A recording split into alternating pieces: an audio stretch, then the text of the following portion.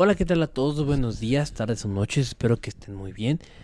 El día de hoy vamos a hablar sobre uno de los temas más comunes en los niños en cuanto a lo que es pediatría, ¿ok? En cuanto a este tema, es muy importante saber que es la enfermedad crónica más común de la infancia y que se va a caracterizar por ciertos patrones clínicos importantes. Hay muchas pruebas que se pueden hacer, pero pues de forma general es importante reconocer y saber que existen muchas medidas no farmacológicas en las que podemos tratar al asma, ¿ok? Ya tenemos un video hablando sobre la fisiopatología del asma y pues bueno, este es un video complementario acerca de ese que otro que tenemos en el canal. Dicho esto, vamos a comenzar. Bueno, para empezar tenemos que reconocer pues qué es el asma. El asma es una enfermedad pulmonar crónica, ¿ok? Es la enfermedad pulmonar crónica por excelencia de la infancia que de hecho disminuye cuando el niño es adolescente, pero aumenta cuando la niña es adolescente. Hay muchos estudios que mencionan que esto puede ser ocasionado por un factor hormonal y la exacerbación de la testosterona en los niños disminuye el carácter inflamatorio de las vías respiratorias. Sin embargo, el papel de los progestágenos en lo que son las mujeres y en el ciclo ovárico como tal, en el ciclo menstrual, aumenta los factores inflamatorios, ¿ok? Por eso es importante tenerlo en cuenta siempre cuando tratemos adolescentes mujeres con el perfil de asma, ¿ok? Ahora, en cuanto al asma, tenemos que saber, como les venía adelantando, es una etiología inflamatoria y la tenemos que ver como una afección de carácter público. ¿Por qué? Porque cada vez hay más y mejores métodos de diagnóstico que se hacen más sensibles y es importante reconocer que es la enfermedad de las grandes ciudades. ¿Por qué? Porque muchos alergenos, mucha polución, ¿no? Como veíamos en el video de fisiopatología, o sea, el ambiente, termina generando un cultivo, por así decirlo, para que ocurra esta gran inflamación de las vías respiratorias. Ahora, muchos autores recomiendan no decir solo asma, sino mencionarlo como un síndrome asmático. ¿Por qué un síndrome asmático? Porque provoca múltiples consecuencias y siempre tenemos un conjunto de signos y síntomas que son característicos de los pacientes y que terminan con una afección como lo puede ser una convalecencia o que no tengan la capacidad los infantes de poder tener su actividad de forma normal.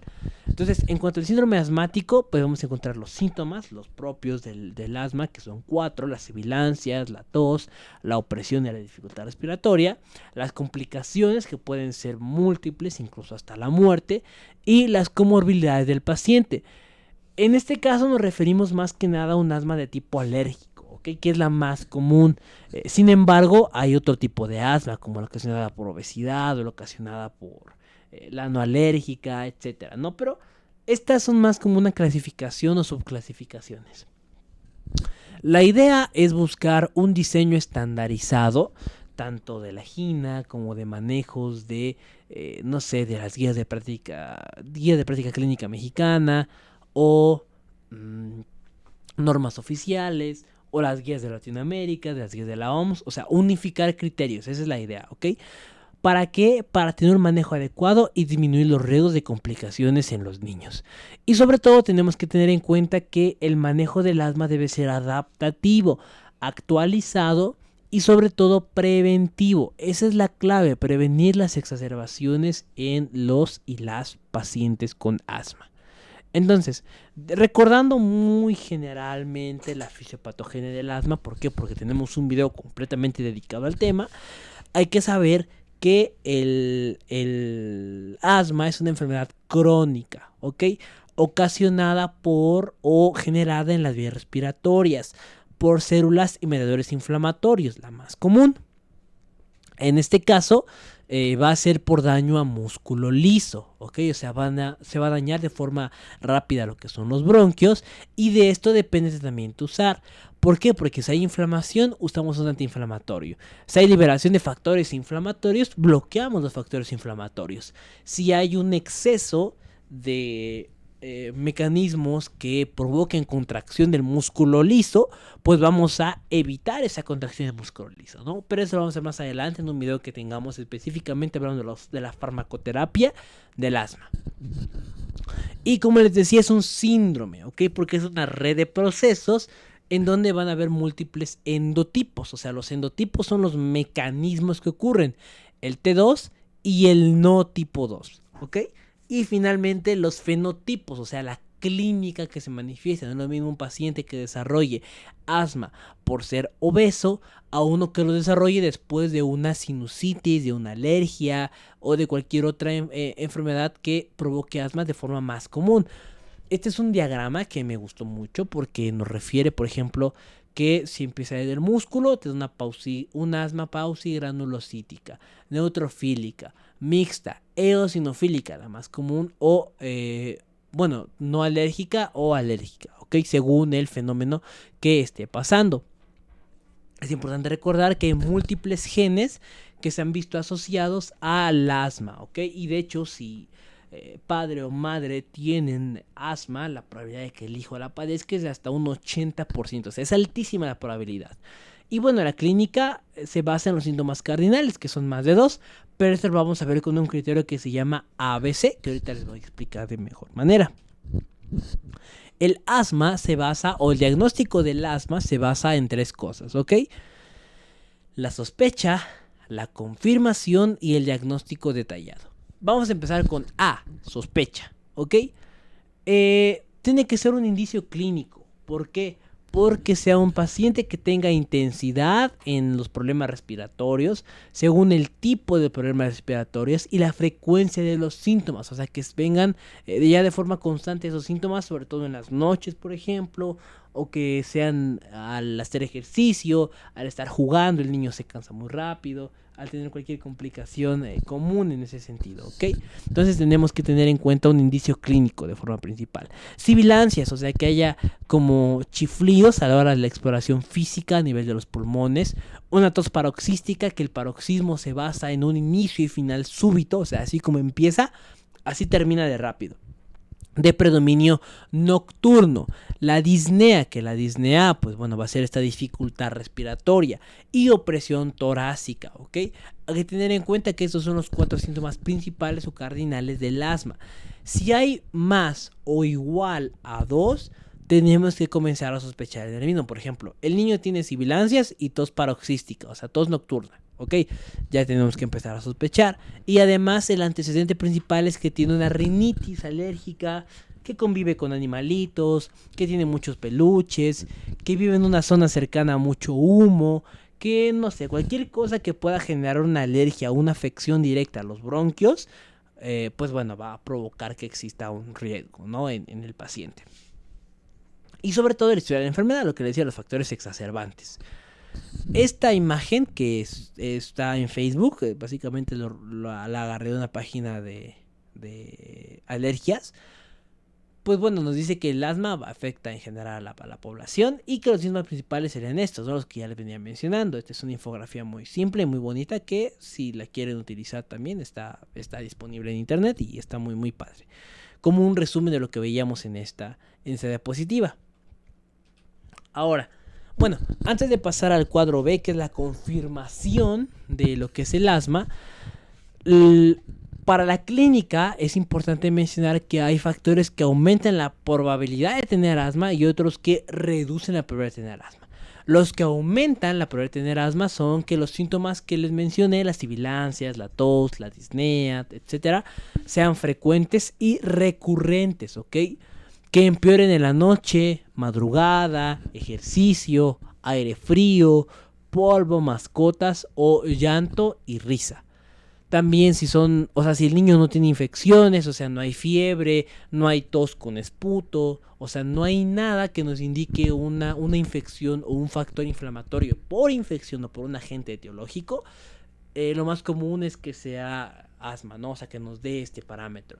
Así como antecedente de alergias, atopías, que la atopía es una exacerbación de inmunoglobulina E, rinitis o cualquier antecedente personal o familiar, incluso como les decía, los factores genéticos.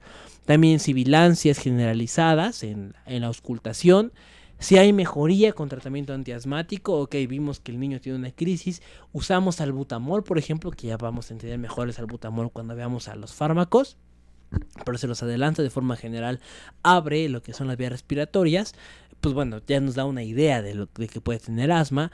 Si desencadenan con la ingesta de algún antiinflamatorio no esteroideo o algún beta bloqueante, sobre todo por la actividad intrínseca del pulmón, o si no hay sospecha de otro diagnóstico. O sea, si ya tenemos una clínica de asma, pero del libro, si todo lo que vemos concluye con que puede tener asma, pues bueno, pues básicamente ya ese sería nuestro diagnóstico, ¿no? ¿Y cuál reduce la probabilidad de tener asma? Tos crónica productiva, sin sibilancias o disnea. Falta de respuesta al tratamiento antiasmático, o sea, por ejemplo, el salbutamol, que es de rescate, no nos sirvió, pues ya no pensamos tanto en asma. Si el tórax está normal, a pesar de tener síntomas respiratorios, si hay alteraciones de la voz, si hay un tabaquismo crónico o intenso, porque no únicamente puede ser en niños, también en adultos, o incluso en niños que tengan algún tipo de factor de riesgo, como un tabaquismo constante, etcétera. Si los síntomas solo son por episodios gripales o sin síntomas entre ellos, si además de la disnea hay mareos, vértigo, parestesias, o si la velocidad de expiración o flujo respiratorio máximo son normales ante síntomas respiratorios. Ahorita vamos a entender mejor este último parámetro, pero bueno, de forma general estos reducen probabilidad y estos aumentan probabilidad de tener asma. Ahora, los factores de riesgo para el desarrollo de crisis en el asma, ¿no? Los que son fuertemente asociados son el antecedente de crisis asmáticas o asma descontrolada. También o factores moderados, pues bueno, pobre control del asma, o uso excesivo de SABA, que básicamente los SABA son los antagonistas de corta acción, como el salbutamol. De poco riesgo, pues bueno, la edad avanzada, que sea mujer, sobre todo en una edad de más adolescencia, función pulmonar reducida, una obesidad, hábito tabáquico, depresión y otros factores, pueden ser los historiales, reflujo, EPOC, y todos los que siguen a continuación, ¿no? Pero estos son factores de riesgo para crisis asmática, que también puede ser para el desarrollo del asma, ¿ok? O para la progresión de un asma hacia una crisis asmática. Ahora sí, en cuanto a la parte B del diagnóstico del ABC, va a ser la confirmación. Y tenemos que tener en cuenta que el asma es una obstrucción bronquial. Por eso las pruebas que realicemos o las pruebas que busquemos deben de ir hacia la obstrucción expiratoria, o sea, hacia la salida, ¿sí? Los estudios principales que tenemos para el desarrollo de un asma, o sobre todo para esta definición exacta de cuando tenemos una prueba de función pulmonar, sería la espirometría, la flujometría y el reto bronquial. La espirometría se basa en el aire expirado tras una inhalación máxima. O sea, un paciente mete el máximo de aire, saca el aire que necesita y por lo tanto medimos ese aire o la calidad con la que saca ese aire, ¿ok? Y se mide en dos parámetros. El primero es el del volumen expiratorio forzado en el primer segundo, que es este BEF1, que a partir de ahora vamos a denominarlo así, y la capacidad vital forzada, o sea, cuánto es el aire que se puede exhalar de forma adecuada mediante esta salida a través del pulmón, ¿ok? Entonces, los grados con los que vamos a medir son estos, pero un punto muy importante para la espirometría es que tenemos o podemos utilizar fármacos antes de la prueba, ¿ok? Podemos utilizar fármacos antes de la prueba para poder medir cómo es que esta se está efectuando. La primera prueba es con el paciente normal, ¿ok? Sin fármacos ni nada por el estilo. Entonces vamos a ver esta curva azul que está aquí y se ve como el volumen con el que se expande pues no es tan elevado. Sin embargo, cuando administramos fármacos, que por lo regular es un SABA, o sea, un salbutamol, nos damos cuenta cómo la capacidad del pulmón aumenta. Y esto mismo ocurre cuando lo medimos en el volumen por litro o en tiempo, ¿ok? Por segundos, cómo aumenta la capacidad del pulmón. Y este es un gráfico que observaríamos en un paciente durante una espirometría. Ahora, si la relación que existe es de una persona mayor a 70%, pues vamos a decir que no hay ningún problema. Si es de 60 a 69, pues bueno, el asma comienza a ser de forma más característica, o sea, una obstrucción mayor. 50 a 59 ya se puede considerar moderada, grave, 35 a 49 grave, y menor de 35 muy grave. Ok, esta sería como la clasificación que utilizamos para la espirometría. Y como les decía, para la prueba se usan medicamentos. Ahora, la flujometría, esta espirometría es un poco más complicada. La flujometría es con este aparatito que está aquí, o sea, es un flujómetro, ¿ok? Un flujómetro es un aparato que es muy adecuado porque incluso se ha relacionado mucho como cuando los médicos medimos la parte de la presión arterial o la glucosa en el consultorio o el peso, o sea, estos parámetros clínicos que podemos observar y ver, pues bueno, la flujometría podría ser utilizada gracias a la practicidad que tiene. ¿Cuál es el principal problema tanto de la espirometría como flujometría y el reto bronquial que ahorita vamos a hablar? Que por lo regular solo puede ser usado en mayores de 5 años. ¿Por qué? Porque los mayores de 5 años ya tienen la capacidad de ayudarnos a lo que es el diagnóstico. Los menores a veces no entienden qué es lo que tienen que hacer y cómo lo tienen que realizar, y por lo tanto el estudio no sale como debe de salir. Y ya ni hablar de los niños más pequeños. Entonces, lo que tenemos que observar en la flujometría es el flujo máximo que se puede sacar de forma rápida y fuerte, así como el manejo y el seguimiento. Para eso nos sirve el flujómetro. De hecho, el manejo y el seguimiento pueden ser un parámetro muy adecuado para observar la medicación que tenemos que seguir. O sea, si hay un problema muy grave, pues bueno, la medicación puede aumentar, o si va muy bien, pues podemos mantener la misma dosis y sobre todo ir reduciendo con el paso del tiempo. ¿Cómo se podría calcular esta flujometría? Pues bueno, el volumen mayor menos el volumen menor entre el volumen mayor. Esto nos habla sobre la variabilidad. El problema no debe existir en más de 20%, ¿ok? O sea, la relación menor a 20% está bien. Y el reto bronquial. El reto bronquial es más que nada como una prueba de esfuerzo, ¿ok? En donde vamos a medir de forma directa o indirecta. Directa es con metacolina, o sea, administrando a chorro y ver cómo reacciona el pulmón. Pero la indirecta es la más utilizada en centros de investigación. ¿Por qué? Porque con ejercicio se mantiene al paciente en un medio más estable, vigilancia y todo lo que ello se relaciona. Pero bueno, no vamos a meternos mucho en el reto bronquial, porque las más importantes van a ser la espirometría y la flujometría, teniendo en cuenta ya los factores clínicos, ¿ok? O sea, esto es que ya hicimos un A bien, o sea, una sospecha clínica adecuada. Vimos que el niño tiene más de 2 síntomas, bueno, mayor o igual a 2 síntomas de la tetralogía característica del asma. Pues bueno, ahora ya vamos con las pruebas de función, ¿ok? En el asma. Este es un algoritmo de interpretación. Esto es lo que les decía, ¿no? Leve, moderada, moderadamente grave, grave y muy grave, ¿ok? Las pruebas de clasificación de BEF1 y sobre todo según los criterios de la American Thoracic Society. Y pues bueno, si la espirometría es aceptable y repetible y observamos que esta prueba es mayor en el límite inferior de normalidad, o sea que está más alta de lo inferior que debe de tener, o sea que está todo bien, y observamos que la capacidad vital forzada, o sea que la capacidad del pulmón es mayor que el límite inferior de normalidad, o sea, supongamos que este es lo mínimo que puedo sacar y mi capacidad vital está aquí, ¿ok? O sea, pues quiere decir que a pesar de que está baja, pues está dentro del rango normal todavía. La espirometría es normal. Ahora, si esto no ocurre, si aquí está mi límite inferior y mi espirometría me sale hasta acá, o sea, mis valores me salen hasta acá, ¿qué quiere decir esto? Que hay una obstrucción, ¿ok? Y esto nos puede hablar o nos puede decir de que tenemos que observar alguna obstrucción, alguna prueba extra. O el uso de un broncodilatador. Si una vez que utilizamos el broncodilatador nuestra espirometría funciona, es que hay respuesta al broncodilatador. Si no funciona, pues es que no hay respuesta al broncodilatador y tenemos que buscar otra causa, ¿ok? Porque hay que recordar que uno de los criterios que aumentan la probabilidad de tener asma es que el paciente responda al broncodilatador.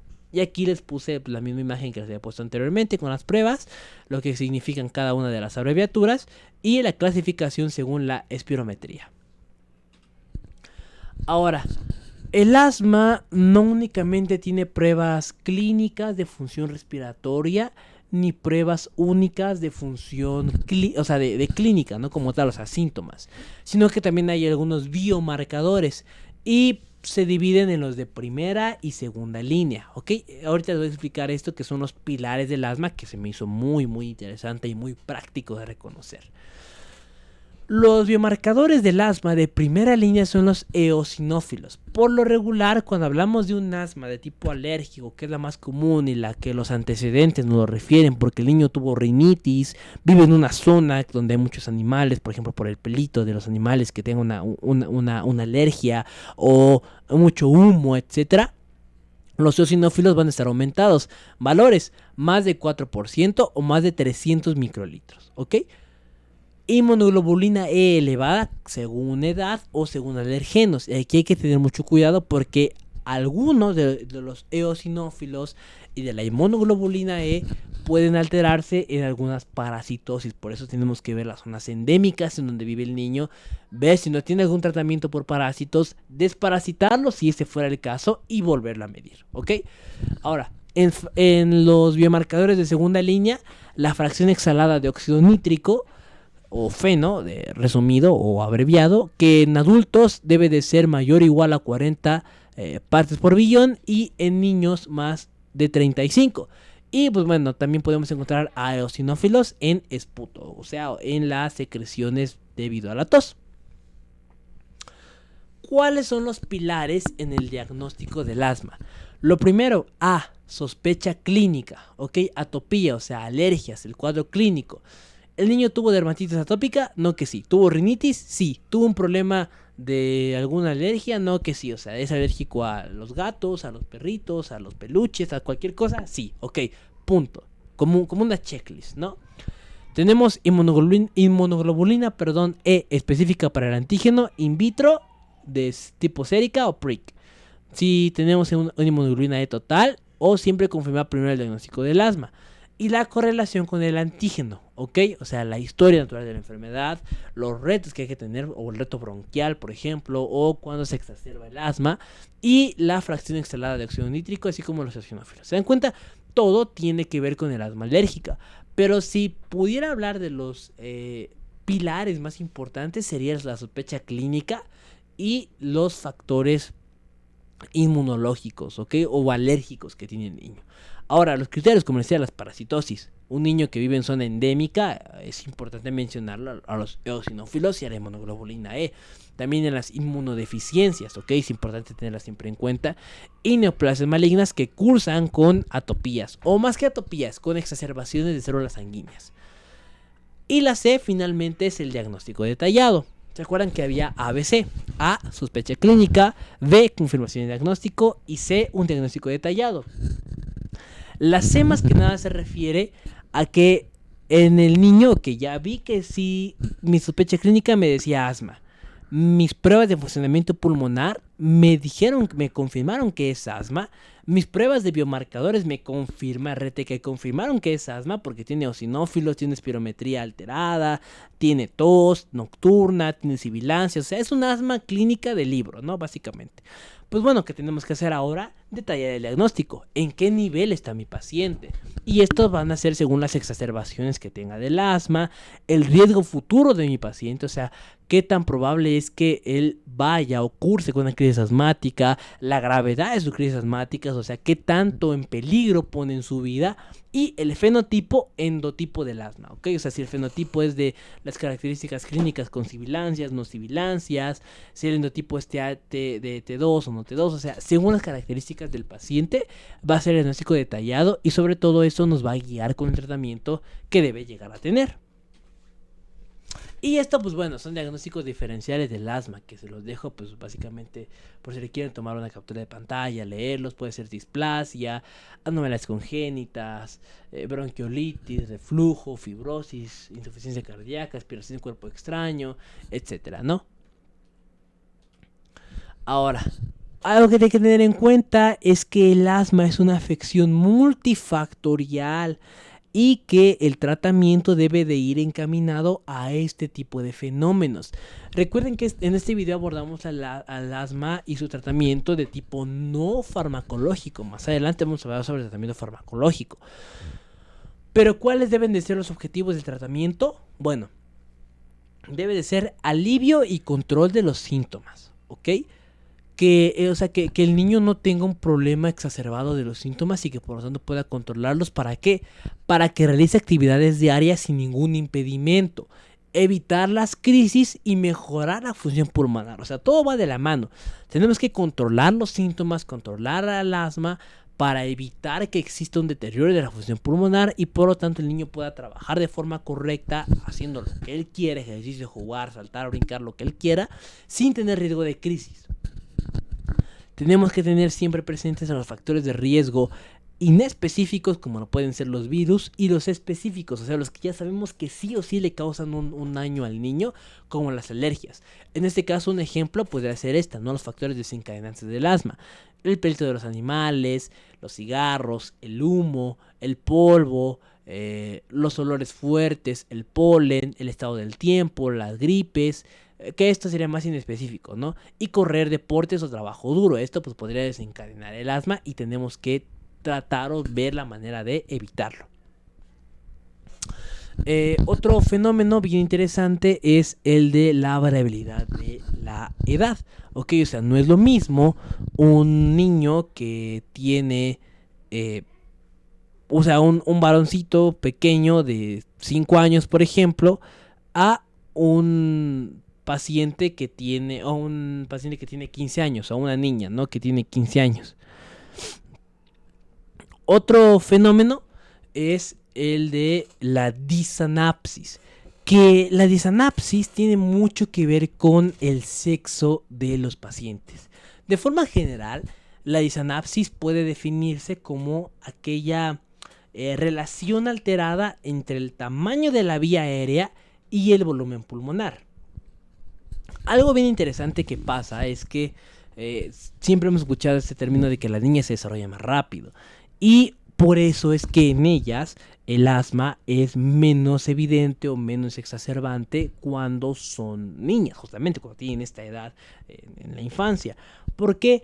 Porque como se están desarrollando, se están alargando las vías aéreas y por lo tanto la capacidad pulmonar está viéndose beneficiada y por lo tanto una obstrucción no causa tantos problemas como en un niño que es más, obviamente en edades pequeñas pues sí, ¿no?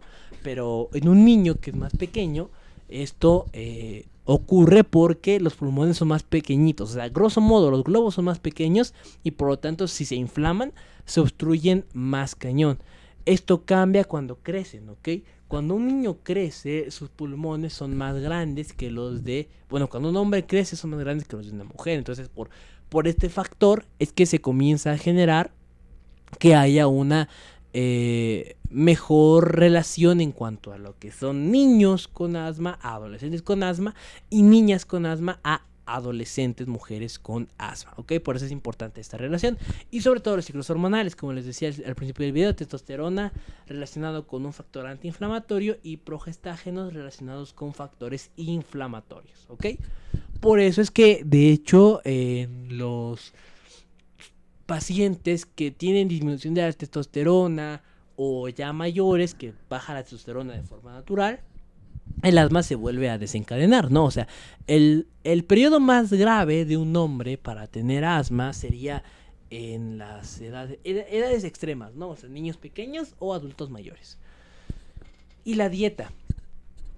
Fíjense que hay muchos estudios, y este es uno de tantos, uno que les dejé aquí, de Albright, Kaleova y Crosby, el rol de la nutrición en el asma, sobre todo en su prevención y tratamiento, ¿no? Ellos mencionan mucho sobre grasas poliinsaturadas, frutas, verduras, vitamina D. En el estudio, que igual se los dejo en la bibliografía por si quieren consultarlo, hablan sobre que el incremento de grasas poliinsaturadas, lácteos y otro tipo de medicamentos, de alimentos que son de o sea, tan comunes en su comercialización, afectan porque generan mayores factores inflamatorios relacionados directamente con interleucinas y citocinas, mientras que frutas y verduras, teniendo tazas, 2,5 tazas de frutas y verduras por día, o incluso 3 veces por semana, disminuyen en bastante porcentaje el problema del asma. Incluso se ha observado que mejoran la ventilación y sobre todo mejoran los parámetros de la espirometría. O sea, no únicamente es un factor metabólico, nutricional, sino que también es un factor inflamatorio y sobre todo un factor funcional, ¿ok? La dieta también añade a la vitamina D porque esta tiene un desencadenante respiratorio adecuado para que se desarrollen las vías como deben de ser. De todas maneras les dejo la referencia por si quieren consultarlo ustedes. Es un artículo muy interesante. Y bueno, esta es una gran tabla que nos habla sobre los factores modificables, lo que les decía de la crisis asmática, ¿no? El tabaquismo, la actividad física, exposición ocupacional, la medicación, la dieta saludable, la humedad, el control del peso, los ejercicios, la contaminación, los alergenos, el estrés, evitar contaminación, extramuros, alimentos y sobre todo problemas socioeconómicos. Hay que tener mucho cuidado con la intervención, o sea, qué se puede realizar en cada uno de ellos y cuál es la recomendación según la GINA, ¿no? Por ejemplo. Y esto, pues bueno, algunas instrucciones para reducir exposición a alergenos. Y aquí lo manejan como de bajo costo, de mediano costo y de elevado costo. En este caso únicamente voy a mencionar las de bajo costo, pero si quieren las de más elevadas, pues bueno, aquí les dejo el cuadro completo. En bajo costo, pues bueno, dice que ventilar diariamente, una recámara austera con paredes y pisos lisos, o sea, para no tener tantas cosas como maderas, polvo o cosas que acumulen polvo. Cobertor sobre cobija peluda, o sea, para evitar este pelito sobre los niños, lavar ropa de cama cada semana, peluches almacenados, evitar los lugares húmedos, ventilarlos, permanecer en casa luego de tormentas, evitar deporte al aire libre en momentos calurosos o con mucho viento, sobre todo por niños que sean muy alérgicos, bañar a las mascotas, evitar mascotas también, y pues bueno, todo lo que en ello ocurra y que pueda llegar a provocar una exacerbación del asma. Y bueno, ya para ir terminando, esto es lo que les decía sobre las diferencias por sexo en cuanto a los pacientes, ¿no? Tanto en mujeres como en hombres. En cuanto a genética, en cuanto a factores anatómicos, sistema inmunológico, hormonas sexuales, lo que decía, los estrógenos incrementan las exacerbaciones, la progesterona disminuye el batido ciliar y pues bueno, todo lo que ocurre en el ciclo sexual de las mujeres, ¿no? El entorno, el tabaquismo, la microbiología y las comorbilidades, ¿no? Sobre todo eso es importante para el desarrollo del asma y las diferencias de el sexo para el desarrollo de esta enfermedad. Y bueno, pues muchísimas gracias por ver el video. Espero que les haya servido, que sea un complemento del video de fisiopatología y que sobre todo este ciclo de videos haga entender la importancia de la enfermedad. Como siempre, ya saben que les dejo aquí las bibliografías que son utilizadas para cada video, si quieren consultarlas. Y pues bueno, sin más, me despido con esta frase de Séneca que dice que no nos atrevemos a muchas cosas porque son difíciles, pero son difíciles porque no nos atrevemos a hacerlas. Muchas gracias, si les gustó pueden dar a like, suscribirse, compartirlo y dejar un comentario. Y nos vemos pues en el siguiente video. Hasta la próxima.